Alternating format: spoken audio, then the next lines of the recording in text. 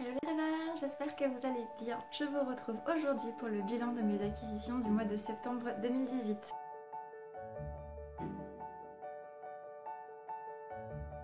Alors pour le mois de septembre, j'ai pas mal de choses à vous présenter. J'ai précisément 7 romans à vous présenter, mais pas seulement. Parce qu'en fait, si vous me suivez sur Instagram spécifiquement, c'est là que je suis le plus active ces temps-ci. J'ai commandé 2 box ce mois-ci, donc la box Once Upon a Book et la box Fairy Loot. Donc aujourd'hui je vais vous parler voilà, de ma première expérience avec une box en anglais, avec une box américaine. Donc voilà, je vais vous montrer tout ce que j'ai reçu dans la boîte, même la boîte, puisque j'ai gardé la boîte de la Fairy Loot. Et voilà, je vais vous montrer tous les autres bouquins pour lesquels j'ai craqué et les beaux bouquins que j'ai reçus aussi dans la box Once Upon a Book. C'est parti! Commençons donc comme d'habitude par les réceptions numériques. Donc ce mois-ci j'ai craqué pour La fille qui rêve d'avoir la jambe pin-up de Lati Aniel en auto-édition. J'ai déjà lu beaucoup de livres de Lati Aniel, on va dire les 3/4 pour être à peu près sûre, peut-être un peu plus, mais voilà les 3/4 des ouvrages de Lati Aniel. Elle est habituellement plus en historique, avec des histoires voilà, qui sont très romantiques, très un peu sensuelles, voilà, j'aimais bien ces histoires. Et en fait là elle change totalement de registre et j'ai eu envie juste de voir ce qu'elle pouvait donner dans un registre plus contemporain. Je n'aime pas la chick lit habituellement, mais voilà j'espère que c'est une histoire qui sera plus romantique que chick lit. Ou qu'il y aura un bon mélange entre les deux. Et pour vous faire un petit peu le résumé, je viens de le relire parce que quand même je trouvais ça un peu plus sérieux pour cette fois. En fait c'est une, voilà l'héroïne, c'est un petit peu le désert dans sa vie sentimentale. Elle rêve d'avoir la jambe pin-up comme, oui j'ai fait la jambe pin-up là quand je vous ai dit ça, comme Anne Hathaway dans Princesse malgré elle. Donc elle rêve d'avoir cette sensation là, d'avoir un vrai prince charmant. Et elle s'en sort pas, elle n'arrive pas à garder un homme dans sa vie. C'est un peu le désastre au niveau professionnel. Elle finit, voilà, d'un seul coup, tout va être chamboulé. Et voilà, elle va rencontrer quelqu'un qui va peut-être être l'homme qui va lui permettre d'avoir la jambe pin-up. Donc je suis juste assez curieuse de voir ce que ça fait. Puis j'espère qu'il y aura des petites références effectivement à des films que j'apprécie, genre Princesse malgré elle, Mariage d'une princesse, des trucs comme ça. Puisque c'est des références que ça va, je connais plutôt bien. Donc voilà, je suis assez contente. Il était dans ma wishlist depuis un petit moment et là il était en promotion. Je l'ai pris pour 1 € il me semble. Donc voilà, je suis juste contente et j'ai hâte de pouvoir le lire et de pouvoir découvrir Lati dans un registre plus contemporain. Pendant le mois de septembre, je me suis rendu compte aussi que je n'avais plus que très peu de romans en version originale en anglais dans ma palle, donc j'ai décidé que voilà, j'avais acheté de l'espagnol le mois dernier, il fallait que rachète aussi de l'anglais. Donc j'ai craqué sur du contemporain, j'ai craqué sur When People Met Richie de Sandhya Menon aux éditions Oder. Je ne connais pas cette maison d'édition, voilà. C'est un roman qui est sorti en français, donc c'est quand Dimple rencontre Richie. Et c'est vrai que c'est une histoire, voilà, Dimple d'un seul coup elle va avoir Richie qui va arriver et puis qui va lui dire en fait salut future femme. Elle n'est pas forcément d'accord avec le concept et elle n'est pas en fait au courant que ses parents l'ont promise à un homme, enfin un garçon de son âge, mais quand ils étaient tout petits. Donc voilà, et lui il arrive et il débarque et voilà, on va voir ce que ça va donner. Moi je trouve, j'ai vu qu'il y avait de très bons avis dessus. Je trouve la couverture extra, je trouve qu'elle respire vraiment la gaieté, la joie de vivre et l'envie de rire un peu, voilà, comédie. Donc j'ai très envie de savoir ce que ça va donner et j'ai vraiment hâte de le lire quoi. Voilà, c'est tout ce que je peux vous dire. C'est déjà pas mal. Après ça, j'ai reçu, comme je vous l'ai dit, ma Fairy Loot. Voilà, donc vous voyez la boîte que j'ai gardée parce que en fait c'est une très jolie boîte. Bon, ça va faire du bruit, désolé, j'ai laissé les trucs dedans. Donc voilà, c'est une jolie boîte qui va aussi me servir de décoration à l'avenir. Et bah, du coup, je vais sortir au fur et à mesure, essayer de sortir pour vous montrer. Là, donc elle est aussi imprimée à l'intérieur, je ne vais pas m'amuser à vous lire tout ce qu'il y a dedans. Mais voilà, donc le thème du mois de septembre donc pour la Fairy Loot était Star-Crossed Swoons. Donc je sais jamais vraiment comment traduire ça, mais voilà, c'est un peu des couples, ouais, des couples un peu dans les étoiles. Enfin, j'arrive jamais à traduire vraiment ce truc. Mais voilà, je vais vous montrer le contenu et vous allez peut-être comprendre. Peut-être, on sait jamais. Voilà, cette illustration déjà, je trouve, elle est juste magnifique. Elle m'a aussi décraqué parce que voilà, des couples qui sont, voilà, ça me plaît, ça me parle. Ça va être assez technique hein, de faire tout ça, donc vous inquiétez pas, c'est la première fois que je fais un espèce de redéballage de box en vidéo. Si c'est chaotique, veuillez m'excuser. Alors, dedans il y a une bougie, je ne sais pas de quel univers ça, voilà. Ah non, pardon, ça c'était un beurre pour le corps, pour les mains. Un espèce de baume. Si quelqu'un reconnaît, il peut mettre un petit commentaire en dessous parce que moi je ne connais pas. Il y avait aussi dedans des tas de trucs. Il y avait des lacets pour chaussures. C'est cool. J'aurais pu qu'à installer. Je ne sais pas non plus ce que c'est comme Calls of Prythian. Je ne sais pas de quel univers. Il y a plein d'univers que je ne connais pas dans cette box. J'étais assez frustrée parce qu'au départ j'ai repéré les univers que j'appréciais, c'est-à-dire The Star-Touched Queen, le faiseur de rêves, et j'ai tapé dans ces univers parce que j'ai vraiment apprécié et c'est pour ça que j'ai craqué. Et là quand j'ai débarqué j'ai fait c'est pas la dominance que, que j'avais prévu. Donc voilà. Dedans il y avait du Shadowhunters, donc pour les fans de Shadowhunters, voilà.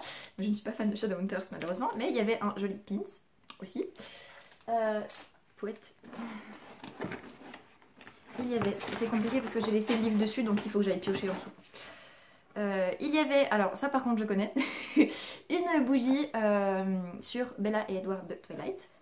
Ça fait très longtemps que je n'ai pas parlé de Bella et Edward, donc voilà, juste pour vous montrer à l'intérieur. Ça sent assez fort, contrairement aux dernières bougies livresses que je vous avais montrées qui sont beaucoup plus douces dans leur parfum. Et ça fait, parce que là ça sent oula, même là, ça sent la pomme, c'est vraiment, c'est comme si vous aviez mis du cidre dans une bougie, c'est un peu, voilà, comme ça. Voilà. Ah, j'ai réussi à faire une manipulation, cool. Il y avait aussi le joli marque-page, voilà, qui Fairy Loot, sur le thème du mois, Starcrossed, Swools, je vais y arriver. Je vous dis, hein, si c'est chaotique, c'est veuillez m'excuser. Il y avait aussi des allumettes de Shadowhunters avec dessus ah oui, je vais essayer de vous traduire ça mot à mot. Alors on se tempère dans le feu et on devient plus fort. Quand on souffre, on survit. Donc voilà, ce sont simplement des longues allumettes avec le bout violet. Voilà, c'est cool, c'est cool. J'avais un petit marque-page en forme de plume. Au départ, j'ai cru que c'était un stylo. Et après, j'ai vu que c'était une plume. C'était juste un marque-page. Mais voilà, c'était un marque-page de Tempest Slaughter. Je vais essayer de vous mettre ça un petit peu plus devant pour que vous puissiez voir quand on s'en pose. Voilà. Il y avait aussi, il y avait beaucoup de choses. Hein. Il y avait vraiment beaucoup de choses. Il y avait un extrait de Queen of Air and Darkness. Que je ne lirai pas non plus puisque je ne suis pas fan de l'univers de Shadowhunters. J'ai essayé toute la première trilogie et ça m'a pas fait. Donc voilà, mais c'est pas grave, c'est presque quand même. Il y avait, là il va falloir que je pose. Il va falloir que je pose la boîte. Tadada. Donc vous allez me voir faire des allers-retours. Non, c'est pas grave, je vais faire ça avec une seule main. Il y avait des cartes. Je vais vous montrer au fur et à mesure. Donc il y avait la carte postale de Muse of Nightmares. Donc la suite du faiseur de rêves, donc la muse des cauchemars. Il y avait, voilà, je ne sais pas qui c'est comme couple. Non, I don't know. Voilà, une très jolie carte. Je ne sais pas non plus qui c'est. Je suis une inculte. Il y avait ça non plus, je ne sais pas qui c'est. C'est frustrant. Hein. Là par contre je sais, c'est The Star-Touched Queen et j'étais juste trop contente. En plus derrière, je ne vous ai pas montré, mais voilà, il y a plein d'étoiles derrière, donc c'est beau, c'est magnifique. Et voilà, et il y a la carte du faiseur de rêve, donc Laszlo et Sarai. Voilà, j'ai réussi à trouver. Ouh, ma mémoire était encore bonne, je vois bien. Voilà, ça tient. Il y avait, voilà. Alors là, par contre, je sens que ça va être ardu. Alors, il y avait une photo du livre, enfin le couple du livre qui a été envoyé dans la box, que je vous montrerai à la toute fin, mais voilà, comme ça me débarrasse encore un peu parce qu'il y a un truc que je vais devoir déployer et en tenant la boîte d'une main, ça va être compliqué. Voilà, donc c'est super beau, et puis derrière, il y a un petit mot, voilà, de l'auteur, je ne pense pas que ça a été... Non, voilà, c'est imprimé, mais c'est quand même super chouette. J'aime bien avoir des illustrations des romans que je vais lire, donc cool. Et je suis désolée, ça va être un petit peu long à force, mais... Évidemment, il est l'envers. Donc en fait, je vous montre là, vous ne me voyez plus, mais c'est pas grave. Salut. C'est un tablier du faiseur de rêve. Voilà, un tablier de cuisine. Il est beautiful. qu'est-ce que... Je vais essayer de vous faire la traduction. Alors que je réussisse à lire. Pardon. La prochaine fois, je me mettrai assez vite. Alors, c'est rêve quelque chose de sauvage et d'improbable, quelque chose de beau et rempli de monstres. Voilà, c'est une citation évidemment du faiseur de rêve, parce que là je le lis en anglais, j'arrive plus à lui donner le nom, de Strange Dreamer, donc de Laini Taylor. Si vous ne l'avez pas lu, je vous le reconseille encore une fois vraiment, parce que c'est vraiment un univers qui est sympa, parfois un tout petit peu dérangeant, parce qu'effectivement la musique des cauchemars, voilà, il y a forcément des petites choses qui doivent nous piquer, mais c'est vraiment avec des personnages topissimes. Et voilà, et je vais finir la box parce que je vois que la séquence là juste sur la box elle fait déjà plus de 6 minutes et vous allez finir par en avoir marre si ce n'est pas déjà le cas, désolée. Et voilà, et donc le bouquin qui était dans la boîte, c'est Mirage de Somaya Daud, donc Mirage, pardon, de Somaya Daud. Donc je ne sais plus de quoi ça parle, peut-être que je peux essayer de le regarder comme ça. Ok. Ouais, alors c'est un roman de fantasy, on s'en serait douté. Et c'est un roman de fantasy qui en plus il est trop beau. Hein. Vous pouvez voir avec la tranche violette. C'est une reconquête de pouvoir, il me semble. Le trône a été usurpé et puis elle veut récupérer son trône. Je ne sais plus, je vous avoue que j'ai pas très envie de lire en fait le résumé pour me réserver la surprise. J'ai l'impression que c'est... il devient invisible. Un caméléon ce truc. Non, voilà, désolée, je suis fatiguée, je raconte n'importe quoi. Donc voilà. C'est un... En plus c'est une couverture qui a été faite exprès pour la Fairy Loot. Donc c'est pas tout à fait la même que dans les éditions que vous pouvez acheter. Il y a aussi le petit marque-page avec. Et je vais essayer de vous montrer avec une main, ça reste compliqué. Voilà. Il y a une petite signature à l'intérieur. Donc c'est super chouette. Je suis contente, j'ai hâte de pouvoir le lire. Et voilà.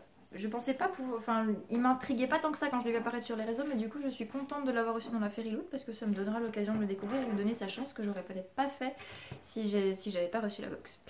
Donc voilà, et maintenant on va passer à la suite des bouquins.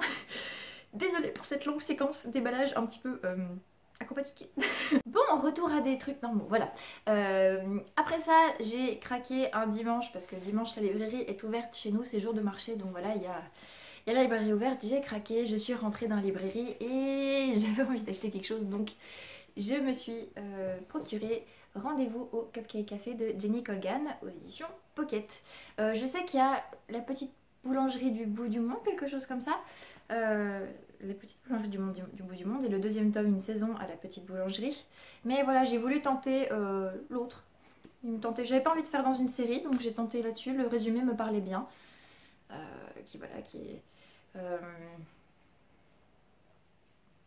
Il dit qu'il va décider, voilà, quand un revers de fortune, on va dire, se présente à elle et se fait licencier, elle décide, voilà, sa vie amoureuse est compliquée aussi, elle décide de se lancer dans son affaire de cupcake et puis peut-être que ça va lui apporter le bonheur.